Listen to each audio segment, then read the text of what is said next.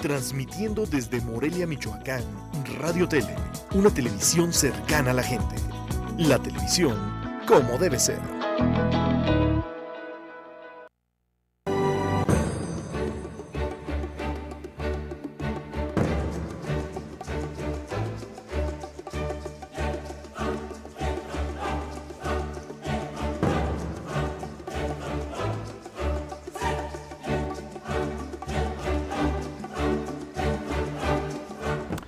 Muy buenas tardes, tengan todos ustedes bienvenidos a su programa de Mundo Alternativo. Desde las instalaciones del Grupo Radio Tele para todo Morelia, para todo el estado, para todo el país y para todo el mundo, hasta donde llegue la señal del internet.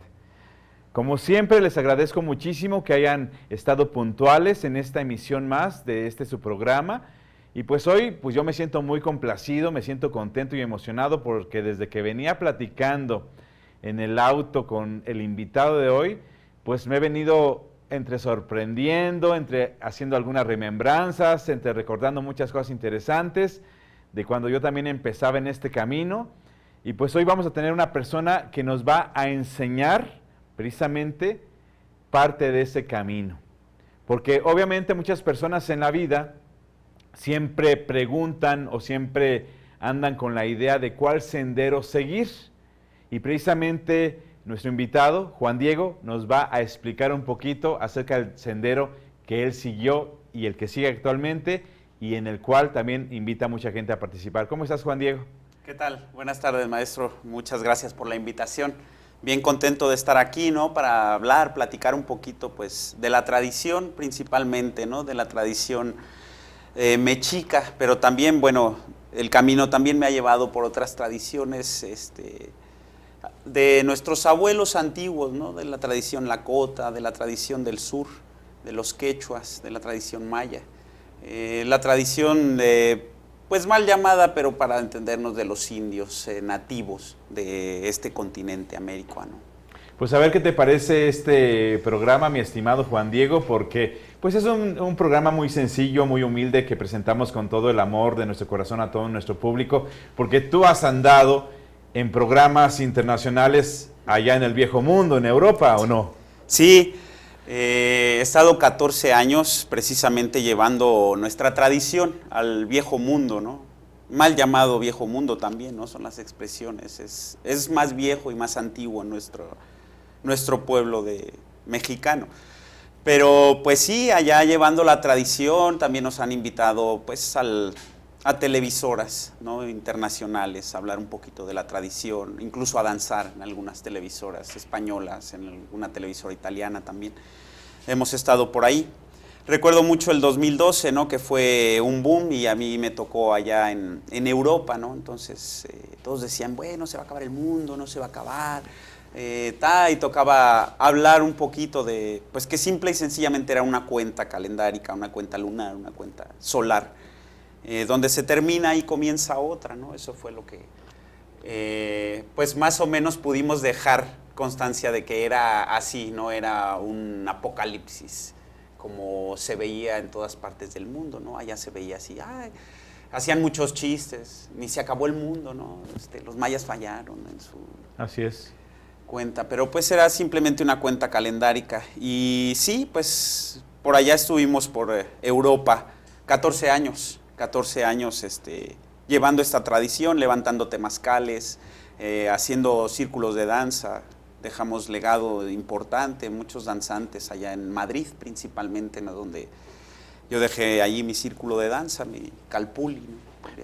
Pero a ver, Juan Diego, siendo tú mexicano, un buscador del conocimiento y de la tradición, siendo mexicano y teniendo aquí un vasto territorio para buscar y para fundar esos círculos, ¿qué te lleva a Europa? ¿Por qué Europa te llama la atención? A mí me llamaría la atención ir a la India, pero pues yo nomás de pensar las horas en el avión, pues digo, yo creo que no iría. Pero ¿qué te lleva a ti a Europa? Sinceramente no podría responderlo. Hoy es todavía, después de pasar 14 años, yo iba solamente por un año, por curiosidad. Estaba con mi mujer, nos dedicábamos también a hacer teatro, a hacer rituales, y queríamos un poco estudiar en una escuela de Barcelona, de Cataluña. y nos lleva para allá, ¿no? Y estando allá aflora aún más ese sentimiento interno, ¿no? Que desde pequeño me acompañó, esa curiosidad, ese caminar hacia descubrir nuestras raíces, ¿no? Profundizar en ese tema. Y entonces allá supongo que me sucede el fenómeno que le sucede a la gente que sale de su tierra, ¿no? Que pues la melancolía, la añoranza te aflora y aún más tu raíz que llevas dentro, ¿no? Ahora sí que ves los toros desde la barrera y viendo desde fuera, o sea, cada día, cada hora, cada vez que descubría una ciudad nueva, un pueblo nuevo, me llevaba a imágenes, a veces también a comparación de toda la riqueza que tenemos aquí, ¿no? Y que no valoramos. Luego de pronto, pues yo ya danzaba para esos entonces, a veces me ponía a danzar en algún parque por ahí, yo solo. Y la gente se acercaba y a veces me decían, ¿por qué no nos enseñas, no? ¿Por qué no nos enseñas eso? Entonces, en Europa pasa un fenómeno de que ellos, al haber perdido su tradición antigua, la tradición celta, la tradición druida, tienen muchas ganas de aprender, de acercarse a la parte espiritual. Y yo veía esa necesidad y esas ganas de aprender ciertas cosas. ¿Sí? Ahí estamos viendo unas fotos. Explícanos estas fotos, dónde son y por qué. Ese es el círculo de danzantes. Cada jueves se juntaban alrededor de 40 y 60 personas a danzar, ¿no? El Círculo Mexica. Eso es en Madrid, en un lugar que se llama La Tabacalera. Okay. La antigua tabacalera. Se llama La Tabacalera porque fue una antigua fábrica de tabaco. Y después el Estado la cedió para que distintos grupos, distinta gente, se autogestionara y hicieran, pues había partes de danza. Ese es en una montaña en Gredos. ¿En dónde? En Gredos, la Sierra de Gredos, que abarca Castilla-La Mancha y un poco de Extremadura. Es la Sierra de Gredos. ¿Eres tú el que tiene el penacho grandísimo? Sí. Y mi mujer está atrás. El chico, por ejemplo, que se veía al fondo es un chico que lleva danzando mucho tiempo, lleva danzando ya muchos años. Él es francés, pero es un amante y apasionado de la tradición mexica. Eso también es tabacalera. Ahí estás con tu indumentaria. Sí, en una ceremonia de Día de Muertos. Ok, entonces ya también llevaste esa tradición allá. Sí, hacíamos ya, era una tradición, el mitotelistli, el mitote de Día de Muertos que le llamábamos.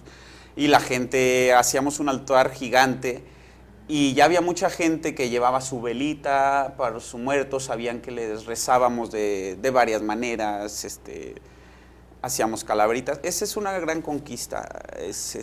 Los danzantes llamamos conquista cuando danzamos en algún sitio, pues... Importante. Sí. Importante, y esto pues a lo mejor para lo que es la tradición no es un sitio sagrado, pero es el pleno centro de Madrid, de la danza. Ahí estamos en el sistema de televisión española, justo en el 2012. Y creo que es muy famosa esa... Mariam Tiburu, sí, es de las conductoras más famosas de España. Ella da las campanadas cada año en el famoso Puerta del Sol del reloj. Ese eres tú. Sí, también al yo dedicarme al teatro, buscamos la manera de llevar leyendas, tradiciones y de devolverle el ritual al teatro, ¿no? O sea, le llamamos teatro ritual, ¿no? Porque no pierde el rito al presentar las armas sagradas, los instrumentos sagrados. Eso es ahí en La Tabacalera también. Un sitio muy interesante, ¿no? Porque podías ver pues luego artistas o inmigrantes que no tenían posibilidad de expresarse en sitios. Y ahí ¿no? lo hacían. Y ahí veías cosas bien interesantes de tradiciones africanas, de tradiciones árabes, musulmanes, que llegaban ahí y se acercaban, ¿no? De América Latina también. Es muy interesante. El grupo que se juntó ahí. Esta foto es en el Festival de las Américas, que se hace más importante en toda Europa. Le llaman el festival en Oviedo. Festival de las Américas. En Oviedo. En Asturias, eso es. Ujú. Y ya nosotros nos invitaron a participar. Como se ve atrás, viene una carroza. Sí. Ese era, digamos, la parte de México. Adelante íbamos los danzantes y atrás venía un mariachi con un grupo de folclore Ok. en un carro alegórico. Ok. Uy, muy, muy interesantes. Sí, esta me parece que es un espectáculo también que hacíamos sobre la vida y la muerte. Se llamaba El Amanecer de la Galaxia. Qué bonita foto esta. Sí, es en la Plaza del Sol en Madrid, España. Ok. No, pues qué padre. Esa es otra gran conquista, es en la Plaza Colón, la Plaza de Cristóbal Colón en Madrid, cuando para el 2012 pues nos invitaron a hablar un poquito, como decía antes, ¿no? Sobre esta tradición. O sea, yo les decía desde un principio, lo que nosotros hacemos es tradición mexica, no es maya, ¿no? Es diferente. Pero para ellos era todo igual, ya era sorprendente. Y dijimos, sí, claro que sí, vamos a poner el rezo, vamos a hacer la ceremonia en esta plaza, ¿no? Es una conquista también importante. Ahí te están entrevistando, ¿verdad? Sí. Precisamente con esa temática del Con 2012. esa temática del 2012. Eso es. Eso puede que sea el Día de Muertos también. En esos festivales que En ustedes... esos festivales. Por 14 sí. años. ¿Aquí qué Mira, hacen? Ahí abajo, esa es una tierra que nos abrió las puertas, hacíamos velaciones y ceremonias ahí. Es un chico que es madrileño, pero su familia era de la Sierra de Gredos, pero más profundo, ya en plena montaña. Y ahí nos recibía mucho para hacer ceremonias. Tiene pues su tipi, lleva ya con su fuego encendido, que se lo heredaron de Yaxchilán, ¿no? De la gente del Camino Rojo, y hace ceremonias. La Cota, ese es el mismo sitio, la misma montaña de Gredos. Pero ya aquí con sol, ¿verdad? De día. Sí, ahí de día. Eso ahí es. atrás se ve el tipi. Se ve el tipi, sí, es un lugar muy bonito, abajo hay un río, una montaña bien interesante. Y para mí ha sido bien rico llevar el rezo de la tradición mexica a todos estos lugares, ¿no? A montañas sobre todo, bien Entonces, importante. ¿estuviste solamente en España o en qué otros países llevaste esta tradición? Principalmente en España, pero sí a llevar la tradición estuvimos en Alemania también, y en Italia, en Portugal. Vamos a regresar con eso, donde estuvo nuestro buen amigo Juan Diego, porque nos va a mencionar todavía cosas muy interesantes aquí en su programa de Mundo Alternativo. No le cambie, ya regresamos.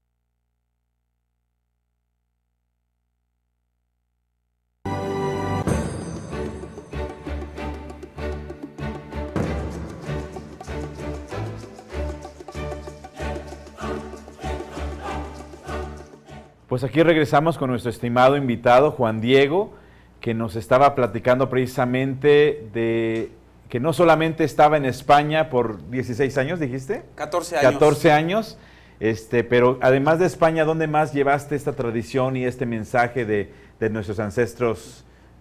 ¿Hasta dónde llegaste?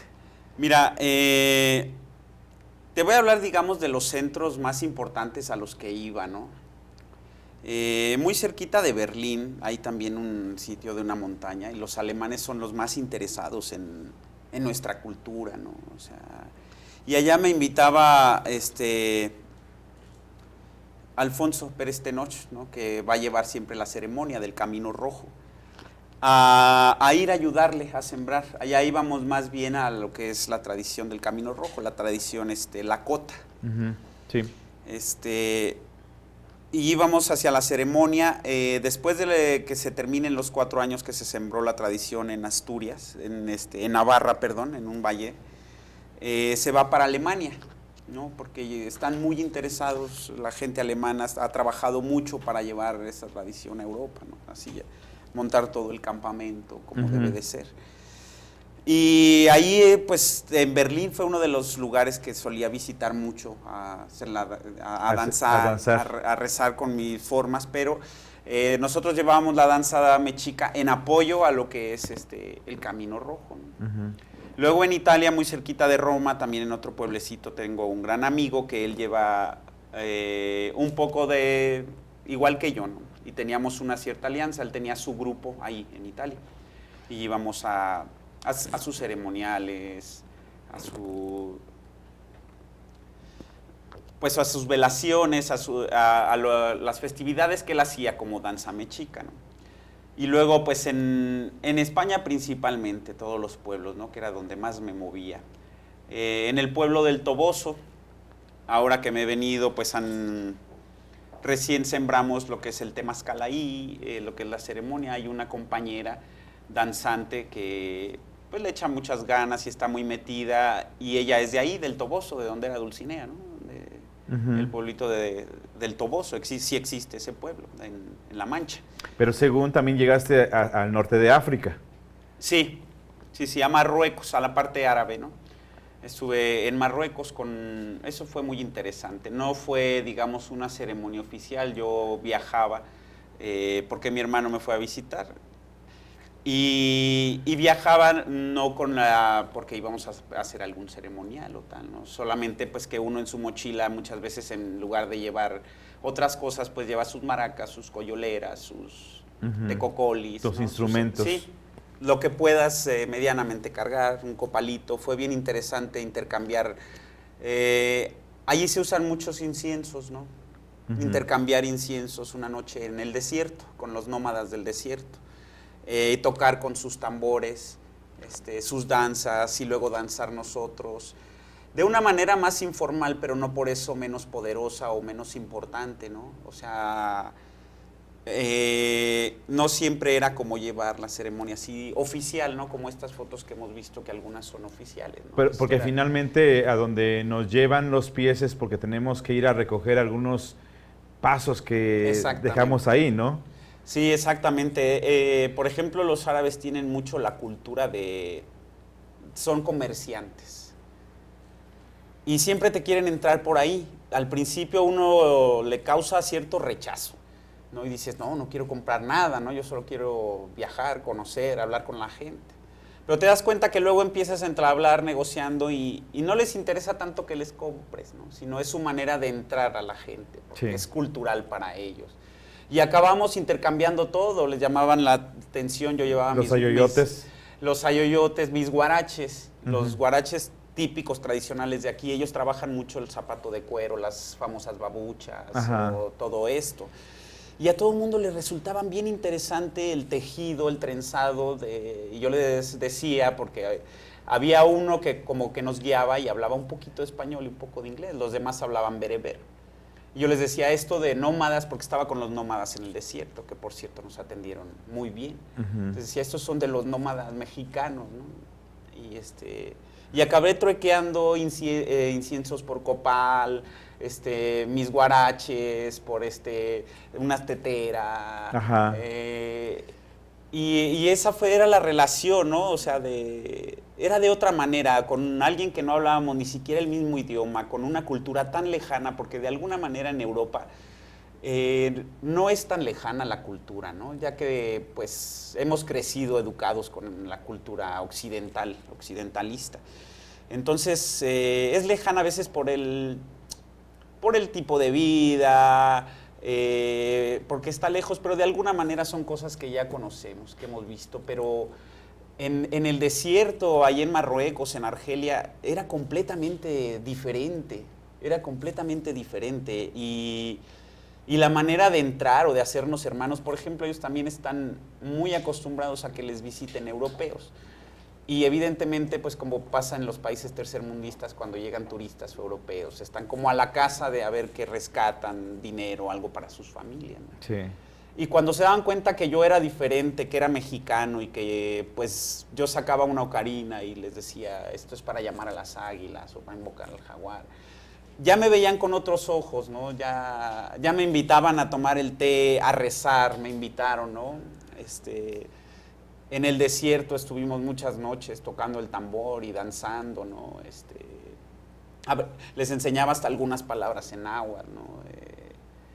Y el intercambio era diferente, muy interesante, Un intercambio a nivel cultural y espiritual. A nivel cultural y espiritual, porque también en esa zona son muy espirituales, ¿no? Están rezando todo el día, suenan las campanas. Ahorita que mencionas de tu ocarina, que se las mostraste y se las tocaste para que vieran cómo se llamaban las águilas, explícanos por qué tienes ese nombre que te dieron como guerrero, tus guías, tus jefes, no sé cómo se le pueda llamar a eso, porque originalmente te llamas Juan Diego. Sí.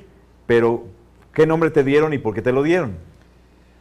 Mi nombre, digamos, de tradición, mi nombre sembrado es Cuautlatogua, que ha sido bien curioso porque me decían los grandes jefes cuando me decían, tú te llamas Cuautlatogua, ¿no? Porque desde que nací ya me dieron el nombre de Juan Diego.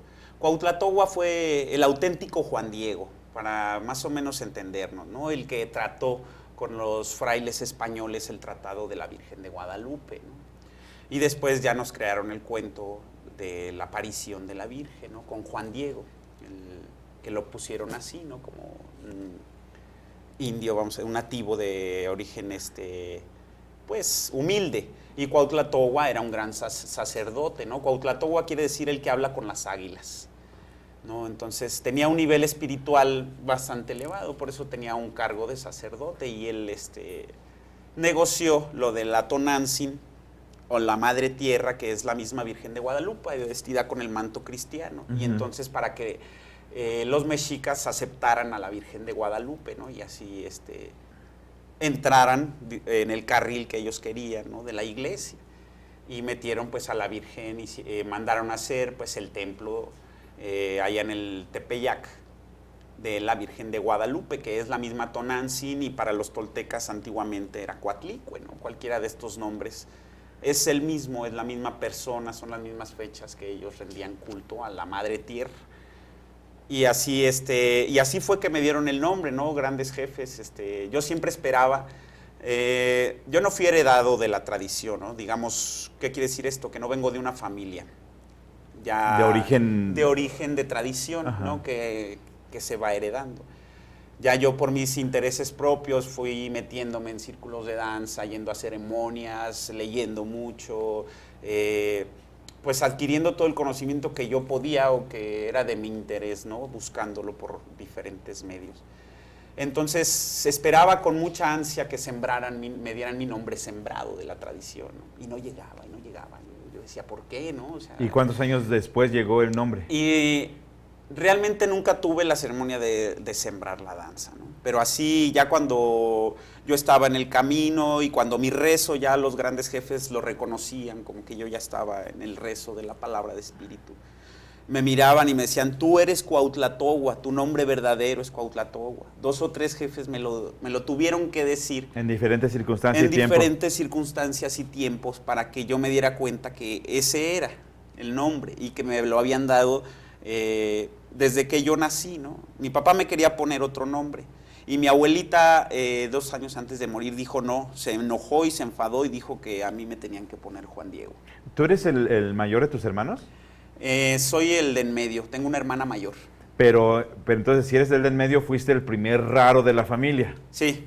O sea, raro en el sentido de que los que somos raros, y todo el mundo, los que han visto el programa de Mundo Alternativo, que les gustan mucho estos temas, sabemos que los que somos raros es que desde pequeñitos ya nos llamaba la atención ciertas cosas místicas, espirituales, esotéricas, etcétera, ¿no?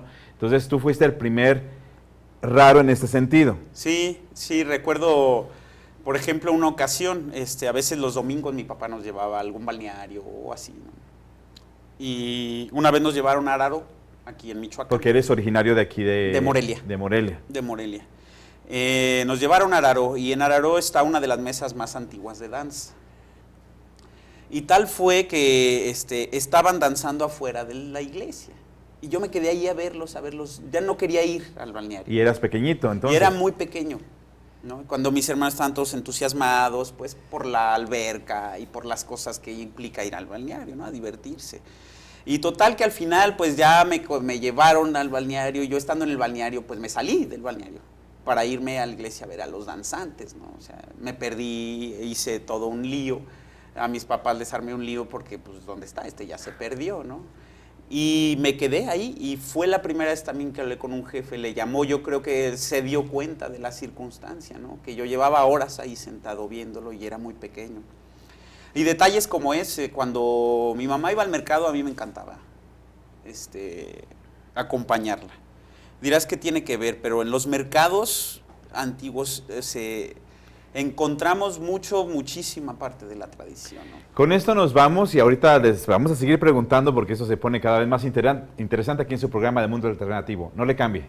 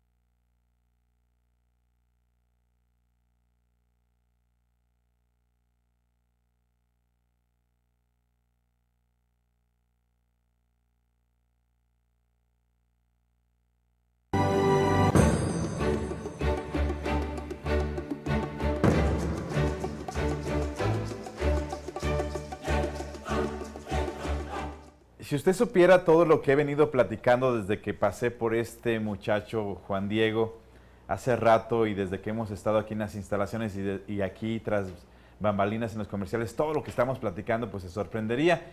Y nos quedamos precisamente en esa parte de que también, como muchos de nuestros televidentes, en algún momento de su vida se han sentido pues como raros, ¿no? Como que yo ando ya siguiendo un camino o un destino. Y entonces estas experiencias desde pequeñito, y nos estabas diciendo de lo de los mercados. Sí, en los mercados me gustaba mucho acompañar a mi mamá, ¿no? O sea, porque luego encontraba cosas que no se cocinaban en casa, ¿no? Y solía ser gente que la traía, pues de lugares muy lejos, que se venían a vender sus hierbas, a vender sus plantitas, ¿no? O se ponían la gente que traía lo que le llamaban tortillas de rancho y se ponían a hablar en purépecha en este caso, ¿no? Ahí veías a las gentes cómo cargaban su mercancía, cómo traían sus ropas, la manera en que trataban a sus niños que les acompañaban, ¿no? O sea, todo eso me llamaba muchísimo la atención, porque era como que pues la mala educación que hemos visto, ¿no? Que los llamábamos despectivamente, ay, vinieron las guarecitas, o los guares, o los indios, ¿no? A los inditos. A veces lo decíamos en diminutivo para que no pareciera tan peyorativo, y yo creo que a veces era hasta peor, ¿no? Pero a mí todas esas reacciones que había ahí en el mercado me llamaban la atención, y yo sabía que ahí había un conocimiento profundo. Y me llamaba muchísimo la atención observarlos, ¿no? Observar, ya te digo, su lengua, cómo se vestían, cómo usaban el rebozo, ¿no? Ahora, por ejemplo, hacía la comparación también en el desierto, en Marruecos, usan el turbante, ¿no? Y tiene muchas funciones, no es estético, ¿no? O sea, están en el desierto, en la cabeza les atado de una manera, es para el calor. Puesto en otra manera es cuando hay tormentas de arena, ¿no? Sí. Para cubrirse, y tiene muchos usos. Y aquí, por ejemplo, yo veía en Michoacán el típico rebozo purépecha, ¿no? O sea, también tiene todos los usos, ¿no? Es un cinturón, luego es para cobijarse del frío, es para cargar al bebé, es para transportar sus cosas. Así es. No es meramente estético, ¿no? Ahora a veces estamos ya más acostumbrados a que nuestras ropas son más por estética, y por moda, exactamente. Y antiguamente pues todo tenía un sentido, todo tenía una función, una funcionalidad, ¿no? Y todas esas cosas me llamaban mucho la atención. A veces me quedaba ahí parado viéndole y otra vez me le volví a perder a mamá en el mercado. Entonces, digamos que tu primer acercamiento a todo lo que viene siendo la cultura original fue aquella ocasión que te perdiste, que estabas allá afuera del templo viendo a los danzantes. Y cuando también te le perdías a tu mamá en los mercados, estando en contacto con toda esta gente tan maravillosa de nuestros pueblos originales de aquí de Michoacán. Pero creo que tu primera experiencia ya como experiencia ya tal fue a los 16 años, ¿no? Sí, en el año del 96, mi primer viaje al desierto, ¿no? Yo ya un poco interesado y un poco de lo que te hablan algunos amigos que han ido, ¿no? A experimentar el viaje al desierto, que eso deberíamos de hacerlo todos, ¿no? Como mexicanos, ir al desierto y tener un encuentro ya con una ceremonia de este nivel, ya con una ceremonia, pues con un encuentro, con una medicina tan poderosa, ¿no? Como el jículi, que no necesariamente tiene que ser ir a comer jículi, ¿no? Pero ya en una ceremonia poderosa de eso debería de ser parte de nuestra educación, porque desde luego sí te abre una ventana, te abre una puerta pues quintidimensional, ¿no? Ya no tridimensional, sino que ya te hace ver, a partir de ese viaje para mí ya fue diferente, ya no fue solamente una pasión, ya era una realidad, ¿no? Ya era una realidad mirar y observar todo lo que hay así a nuestro alrededor, principalmente en los árboles, en los animales, en las personas, ¿no? Ya mirar su mirada, su aura, como se podría decir, ¿no? O sea, y que lo estás viendo es tan real y tan palpable que no lo puedes negar, ¿no? Entonces ese primer viaje ya fue como que decidirme a a profundizar en esto, ¿no? Fue tu iniciación. Mi iniciación, exactamente. A ver, hablando de iniciaciones, y te voy a preguntar aquí una cosa así como muy personal, muy tuya. ¿Conoces tus animales de poder? Sí. Y nos los podrías decir para que la gente vea que sí es cierto esto de tener y es lo que les explico siempre a los amigos del programa, que a veces tenemos animales de poder. Dinos cuáles son tus animales de poder. Pues principalmente primero es el venado. El venado. No, porque yo soy muy de fuego, mi elemento es el fuego, ¿no? Que es lo que más me llama, lo que más me atrapa. Y está el venadito, siempre ahí.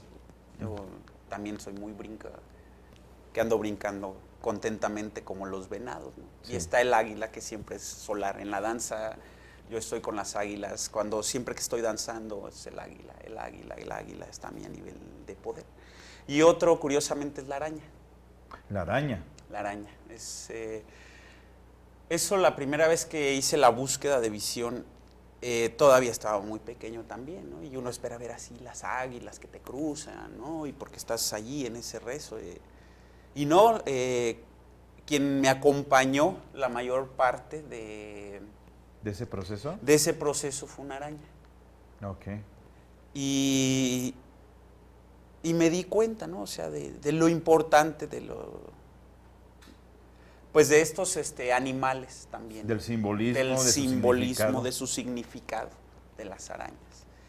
Y la luz de las águilas, ¿no? O sea, mi dualidad, mi mujer, es muy águila, muy voladora también. Entonces, siempre parece que yo digo primero, ¿no? Que soy yo como venado y que está el águila siempre, que es mi dualidad, mi otra parte. Y cuando estoy danzando, casi siempre danzo con ella. Llevamos muchos años juntos. Y ahí está el águila, ¿no? Siempre acompañándome. Es que parece ser que, por lo que me mencionas, el venado es lo que te hace estar con los pies bien firmes en la tierra. El águila, lo que te conecta con lo cósmico, con lo celeste, con lo divino. Y la araña, lo que te hace trabajar, ¿no? Con todo lo que hay en el universo, porque su telaraña, según los antiguos, nos une con todo. Sí, soy muy sembrador y muy ir tejiendo, ¿no? O sea, a eso que, pues no solamente estoy malamente, ¿no? Si algunos jefes me vieran, me regañarían, ¿no? Porque pues estoy muy rezando con la danza mexica, pero también dentro del Camino Rojo, ¿no? Y también he sido iniciado con compañeros que son de Sudamérica en la ayahuasca, ¿no? Pero bueno, creo que así me ha tocado, así ha tocado mi camino y yo he estado siempre abierto, ¿no? Cuando llegan todo ese conocimiento. Y creo que es también la época de las alianzas de todas las tradiciones. Así de a ver, entonces, porque yo lo vi en tus fotos, que traes en tu traje ceremonial este símbolo. Yo por eso me quise traer esta playera ahora, para que nos explicaras qué significa. El quincunce es como casi toda la parte no podemos decir ciertas cosas que significa, pero es tolteca, no es maya.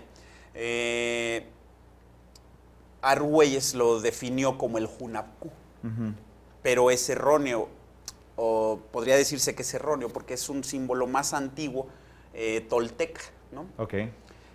Vemos aquí 4 mariposas, son 4 símbolos de las mariposas, ¿no? La mariposa por ende es el símbolo del guerrero, ¿no? Que eleva su parte espiritual, ¿no? Para volar cuando se incrementan los rayos del sol, cuando es más poderoso, ¿no? Y están orientados uno a cada uno de los 4 rumbos. Sabemos que en toda la cosmogonía tolteca y mexica son muy importantes los 4 rumbos, las 4 direcciones.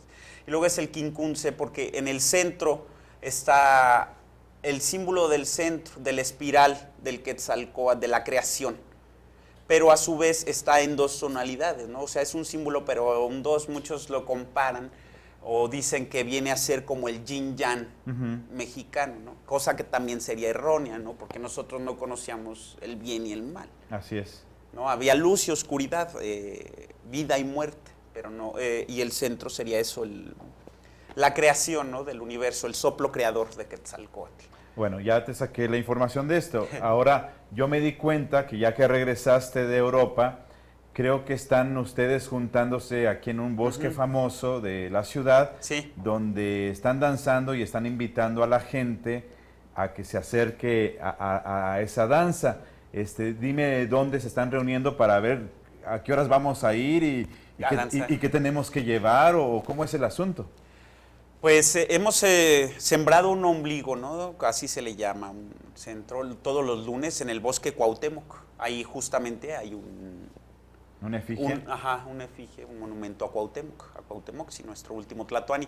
Y todos los lunes a las 6 de la tarde nos reunimos ahí.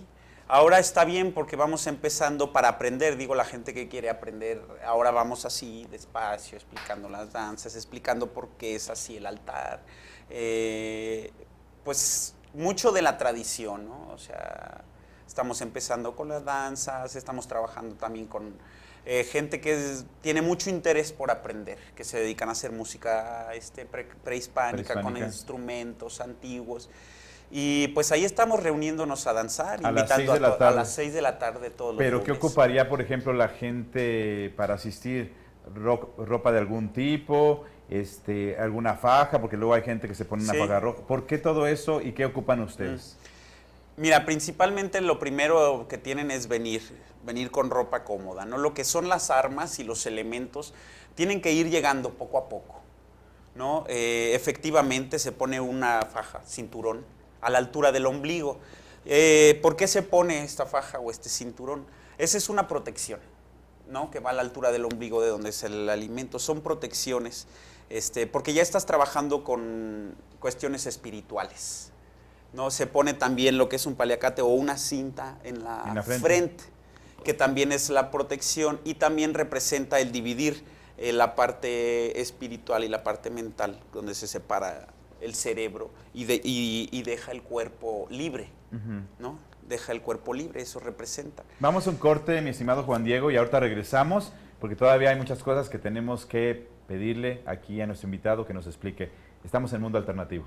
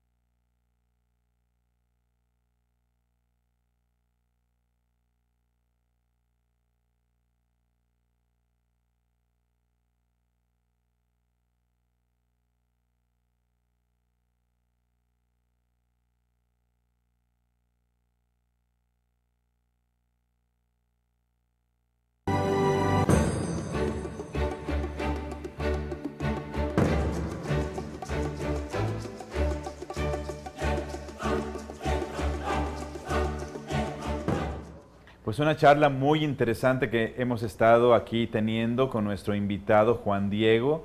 No me he aprendido tu otro nombre, pero te seguiré diciendo Juan Diego. Y de hecho, pues yo ya he estado platicando de que un día se venga aquí con algunos otros compañeros y que a lo mejor nos muestren cómo se hace un rezo, cómo se hace una canción, cómo se hace una pequeña ofrenda, ceremonia. Yo creo que sería algo muy interesante porque la gente que nos ve, no solamente aquí en Morelia y en México, sino en muchos otros países, pues tiene que conocer también esta parte cultural porque tenemos un vasto conocimiento ancestral que tenemos que seguir manteniendo vivo, despierto, encendido. Totalmente, maestro. Me parece que en México tenemos una riqueza muy profunda. En nuestros antepasados, nuestros abuelos dejaron un legado cultural muy, muy importante que hay que recuperar, ¿no? Independientemente que nos dediquemos a este camino o nos dediquemos a cualquier otra cosa, es algo que debemos conocer como mexicanos, que debemos conocer porque es nuestra cultura, porque es algo nuestro, es nuestra identidad. Entonces, no necesariamente que vengas a danzar tienes que dedicarte todo tu tiempo a danzar, ¿no? Pero sí es importante saber nuestra cultura, saber lo que representan cada cosa, ¿no? O sea, muchas veces traemos la simbología, ¿no?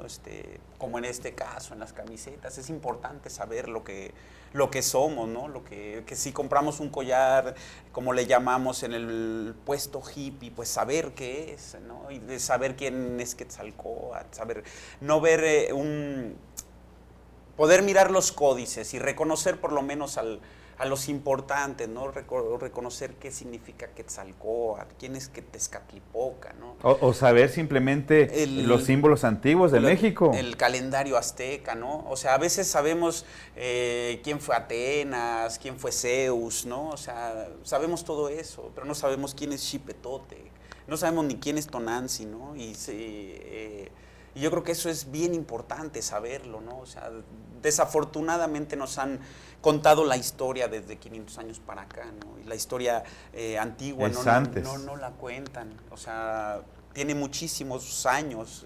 Tenemos que saber que la cultura mexicana es de las 6 culturas madres que existen en el mundo. Una de las 6 culturas madres que existen en el mundo, ¿no? Está la egipcia, la china, la inca, y la persa y la mexicana. Son las 6 culturas que no necesitaron aprender de otra cultura. Ellos mismos aprendieron la filosofía, la agricultura y a construir sus templos. Y todas las otras demás culturas que han nacido ya han copiado de estas culturas, ¿no? Así es. O sea, por eso decía anteriormente que mal llamado el viejo mundo. Porque ya lo que es la cultura europea toma de la cultura asiática de China, se me olvidó mencionar a los hindúes, la China sí y los hindúes, ajá, sí. Son las 6 culturas madre y ya toman, aprenden de ellos. Pero México fue una de las culturas madres, muy antigua y con un conocimiento muy profundo. Sí, es que es fenomenal si nosotros nos dedicáramos de verdad a profundizar en nuestras raíces y si lo hacemos como muchos que lo han rescatado siempre y que no necesariamente, como tú lo mencionas, tenemos que estar danzando todos los días, simplemente llevar la filosofía en nuestro diario vivir, respetar nuestras etnias, respetar nuestros pueblos, nuestras costumbres, las tradiciones, no burlarnos de ellas. Eso. Mira, es bien interesante. Yo a veces conocía, todo el tiempo que estuve allá en Europa, conocía a veces mexicanos y que les hacían alguna pregunta. Porque ahora están muy interesados los europeos en conocer nuestra cultura y a veces leen algo de Quetzalcóatl, les preguntaban y los mexicanos se quedaban... que no sabían contestar. No sabían contestar. Y eso es bien feo, ¿no? O sea, no conocer nuestra propia identidad, no conocer lo que somos, ¿no? Lo que nos han heredado nuestros legados. No quiere decir que nos dediquemos a eso, pero sí conocerlo sí es importante. Y creo que también eres temazcalero, ¿verdad? Sí, tengo ya tiempo haciendo temazcales y rezando con las piedras, ¿no? Con las abuelas piedras, que es una medicina bien poderosa. Es de las medicinas tradicionales antiguas más poderosas, ¿no? O sea, podemos sentir en un temazcal la vibración del poder de la tierra, el poder de las piedras. Hablándonos ahí y vibrar, ¿no? con ellas, saber que tenemos esos mismos poderes, porque de ahí venimos, ¿no? Eso somos. Somos el aire, somos el fuego, el viento, de eso estamos hechos, ¿no? Entonces ahí el temazcal te lo muestra bien clarito, ¿no? Todo ese poder, más allá de la medicina, de las hierbas, del vapor, del calor.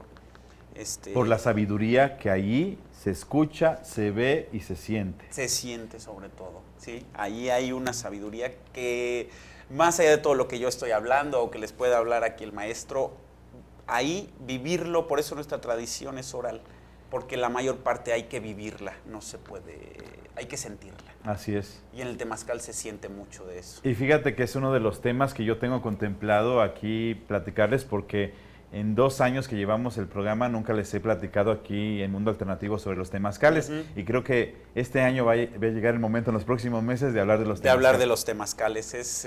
Si tienen la oportunidad de presenciar, de estar en una ceremonia de temazcal, de verdad es una medicina bien poderosa. Medicina para el corazón, para el espíritu, para nuestras carnes, para nuestra sangre, nuestra respiración.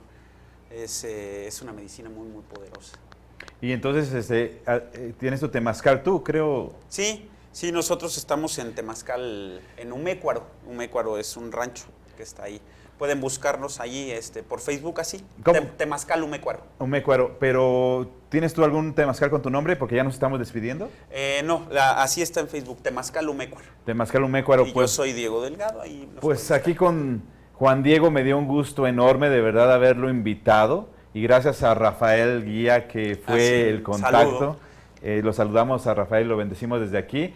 Y pues obviamente yo volveré a invitar aquí a nuestro invitado y tendremos algún programa muy especial para que ustedes que nos miran a través del internet en otras partes del mundo sepan cómo son las tradiciones y las culturas de acá, de este lado del planeta. Y muchas gracias, Juan Diego. Un placer, de verdad, muy agradecido de estar aquí, muy contento, ¿no? O sea, de hablar de esta tradición y que se difunda, es el tiempo, el momento de que llegue a todos lados. Pues gracias a todos ustedes que estuvieron con nosotros en este programa. Espero que les haya gustado. Acuérdense que lo pueden ver en su repetición el fin de semana con el grupo Radio Tele o en el famoso canal de videos. Los dejamos, bendiciones y Mexica Tiagui. Hasta luego.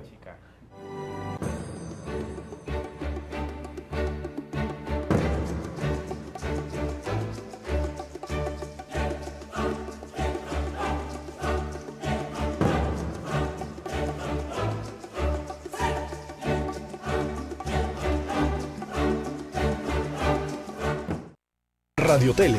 Televisión como debe ser. Cuando escuché que Michoacán es el alma de México, no entendía a qué se referían. Entonces fui. Vi las calles.